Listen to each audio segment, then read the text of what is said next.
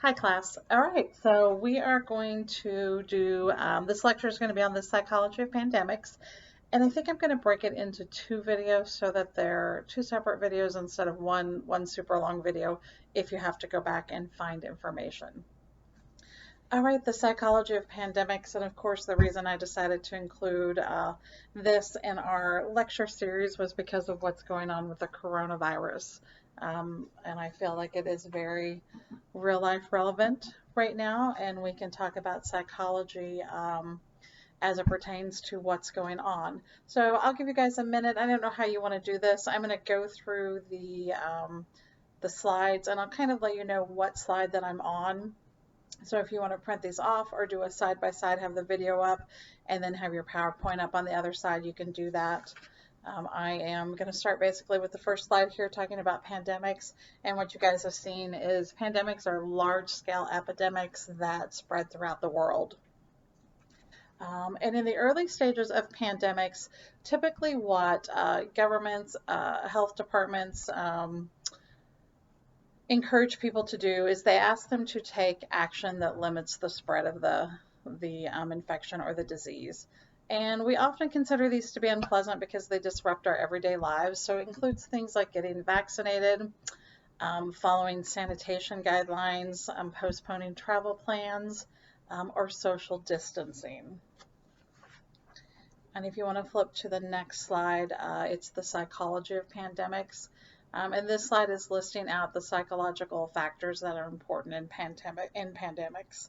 We're going to be talking about non-adherence, how people cope with the threat of infection, and then understanding and managing the social problems associated with pandemics. So if we flip, to the next slide, non-adherence to actions to limit the spread. And what we're really talking about here is risk-seeking decisions that we make during a pandemic. What we find when pandemics or infections start and they start spreading, oftentimes people are unwilling to make sacrifices for others when the benefit is uncertain. And that's because as humans, we tend to put our self-interest first, especially when we are not certain that what we're going to do is going to have an effect. So in the case of pandemics and what we've been seeing going on with the coronavirus, this means that people are going to be unlikely or unwilling to go to clinics to get tested, postponing vacations, social distancing, because that doing these things, there isn't a guarantee that it's going to stop the spread of the disease or the infection. And there is a study out of Oxford that when people have to, so basically they were looking at when people had to make decisions about the harm that might come to others, they tend to act as if everything's going to be okay. So it's looking at when people have to make decisions about the things that they do and whether or not those decisions or their actions are going to cause harm to other people. We tend to think, oh, it'll be fine. Everything's going to be okay. It's going to work out just fine. And that comes because as human beings, we tend to put our self-interest first. There is a study where researchers asked subjects if they would work from home. They created a fake disease. They called it the African flu. And they asked subjects if they would be willing to work from home in order to protect their coworkers from getting the disease, but that by doing so, it would severely negatively influence or affect their career. But what researchers did with some of the participants is they highlighted how uncertain they were that the action of staying home would actually reduce the spread of the disease and keep others from getting the disease. And so this uncertainty made people less likely to stay home, less willing to sacrifice and stay home because of the uncertainty that their action would actually slow the spread of the disease So there was uncertainty about how the disease would spread, but there was certainty about their career would be negatively impacted. And people said that they were willing to risk hurting someone else for their own benefit when the harm was not certain. And next, if we flip to the next slide, so how people cope with the threat of infection and associated fears. So what we're going to talk about here are maladaptive behaviors. So maladaptive behaviors are classified as dysfunctional because they pretend to provide only short-term relief from anxiety or stress or worry symptoms, and they actually don't help you cope with your anxiety in the long run. They also don't alleviate the root problem, so you never get to the root problem of what's causing the anxiety. And actually, by participating in maladaptive behaviors, you can actually be reinforcing the underlying problem. Excuse me. Avoidance. So avoidance is basically avoiding the problem, not wanting to deal with the problem. And again, this can make it worse because when we're not dealing with the underlying problem and what's causing our anxiety, but a lot of times when we start avoiding dealing with what's going on, other problems start to pop up. And so we find that we have more and more issues that eventually we're going to have to deal with. Another maladaptive behavior is substance abuse. So substance abuse can be a way of avoidance. So it can be a way of avoiding dealing with the problem, or we can actually start to use it as a coping skill to help us relieve anxiety and fear.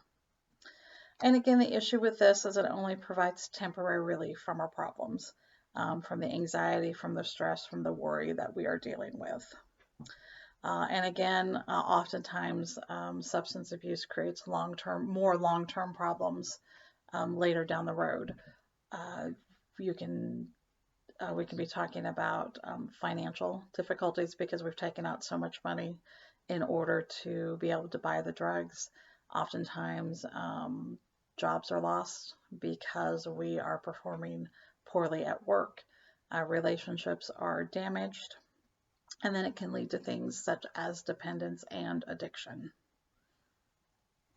And then finally on this slide, converting anxiety to anger. So what can happen a lot of times when we're talking about having anxiety, our anxiety can turn into frustration, and this frustration can turn into anger. And this can be anger towards yourself, anger towards the situation that you find yourself in, or anger towards others.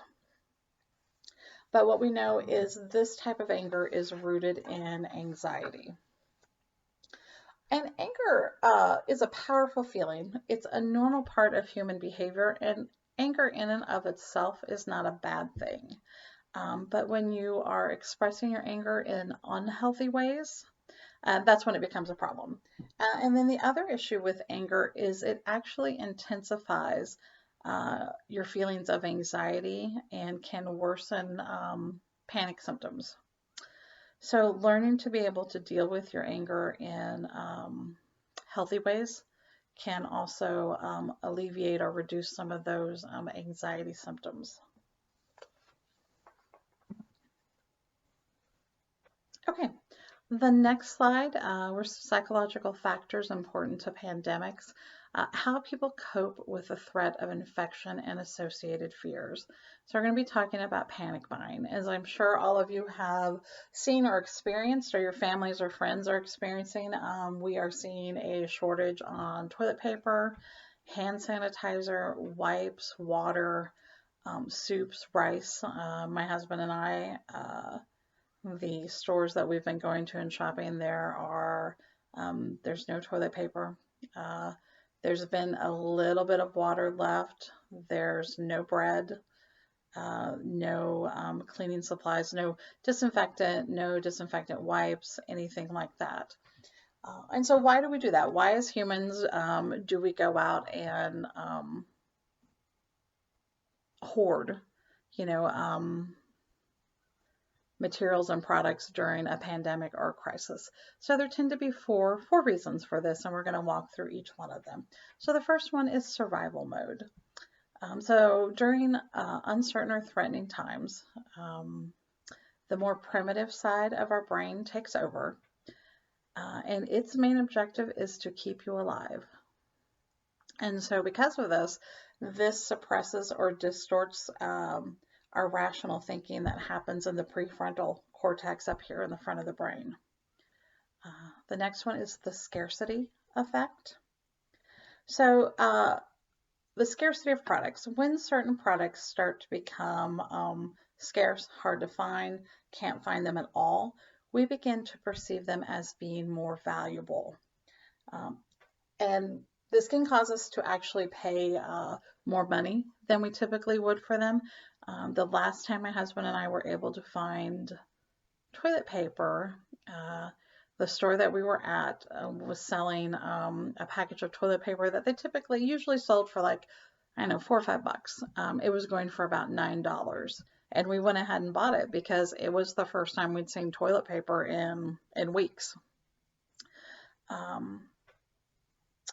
But not only does it make us spend more money than we typically would, it makes us buy things that we don't even want or even need because suddenly they've become more important in our daily lives. The next one is called herd behavior. And herd behavior is if you take a look, if you're at the grocery store or you're at the store and you see people, we're in a crisis, we're in a pandemic, and you see people buying certain types of items, filling their shopping baskets, taking them home, filling their house, it can suddenly create an urge within you to buy those exact same goods. Because everything feels so uncertain right now. With social isolation, we have countries that are closing their borders. This can lead us to follow what other people are doing, even if we ourselves don't need to, or even if it isn't the right thing to do. Sense of control. Again, in uncertain times, we want to, as human beings, feel like we have some control over something. So buying up anything that can help us and that gives us that sense of control. So take, for instance, going to the grocery store, and maybe there are 15 cans of soup left. Do you really, you might be thinking, do I really need to buy all 15 cans? But you kind of start thinking about the worst case scenario and what am I going to do to feed my family? So you go ahead and grab all of it. And so this again brings you some sort of sense of control, almost a sense of relief that, okay, I've got enough to get through so many days, or enough to feed my family for so many days. So what we see buying in bulk is caused by a variety of psychological and environmental factors, which kind of throw our rational thinking right out the window. So when we get into survival mode, instead of using the rational part of our brain, again, that emotional survival part of our brain kicks in, and our emotions start to drive our decisions. During this time, we become more susceptible to social influence. And so we rush out and we buy more than what we need because we believe others are doing the same thing. Okay, let's go to the next slide. Psychological factors important to pandemics. How people cope with the threat of infection and association. And we're going to talk about altruism. So I'm sure you've seen in the stories, there have been lots of really wonderful stories about medical staff staying on to take care of the sick, neighbors helping neighbors. But I think a question that becomes is, how do we get individuals to act and behave more altruistically? And one of the ways that researchers, so what we've talked about earlier, if we stress the possibility of harm or the uncertainty of what we're doing as having a direct benefit, we tend to discount those. And what we really need to stress is the certainty of risk, because stressing the certainty of risk, stressing the certainty of harm, is going to motivate others or motivate ourselves to act in a more altruistic way than stressing the possibility of harm. So I think the lesson for health officials during this time is getting a message out there. And I think they've kind of started doing this, that is explicitly telling the public that any type of selfish responses to an epidemic, such as going to work while you're sick, failing to wash your hands, failing to practice social distancing, is threatening the health of your community, and they need to be very specific in those risks. And then the other thing, when we talk about neural pathways in the brain, so there was a study done where researchers took a look at neural activity of people while they played a game. And so during this game, individuals had, they could either make choices to be generous or selfish by either withholding or giving money. And when these individuals in the study made selfish decisions to withhold money, the brain's reward center lit up. And for others who made generous decisions, the part of the brain that lit up was associated with empathy. So this suggests that people are more likely to be altruistic if they're primed to think of others before themselves.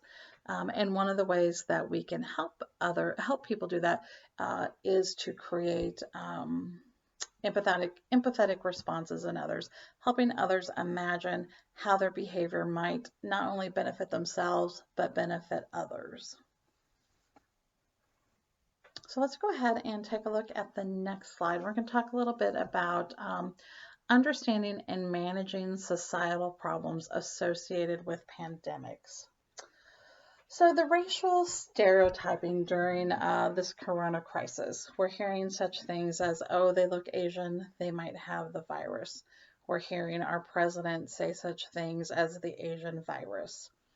Unfortunately, these types of comments lead to overreactions and gross generalizations about specific populations. And what research shows us is that xenophobia can lead to the rejection of outgroup members. So if you remember when we were in social psych, we were talking about people that are a lot like us, that look like us, that have our same beliefs, that have our same interests, that we hang out with, family, friends, tend to be in our in-group. People that are different from us, that look different from us, have different beliefs, can be considered part of our out-groups. And so xenophobia is leading to rejection of people of outgroups.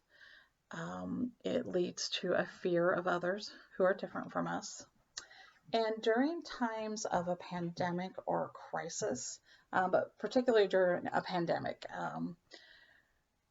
xenophobia can be influenced dramatically by the local risk. How much risk is there in your community that you can get infected with the disease? And this idea rests on a biological idea that people who look like us have the same type of immune system as us. But someone who looks very different from us, we start to think, oh, they're very different from us. They look very different from us. Their immune system must be very different than mine. And therefore, if they're so different, their immune system is so different, they might infect me or expose me to a disease, which I could then pass on to my family, which our immune systems are not prepared to fight. And while a lot of these ideas and these thoughts might be unconscious or implicit, they do reflect a deeper prejudicial narrative. Xenophobia also increases during times of increased possibility of exposure to infections or disease. And this leads to not only hatred and fear of people who are different from us, but it also starts to make us avoid individuals that we associate with these groups. And it leads to antagonism towards individuals of these groups. So it becomes important during a pandemic to help remove any type of stigma associated with the coronavirus and any populations facing discrimination and bullying related to it. So that's going to be the end of the first part of this lecture series. I'm going to go ahead and stop it, and then I'm going to put up the other one. All right, I'll see you in a few minutes.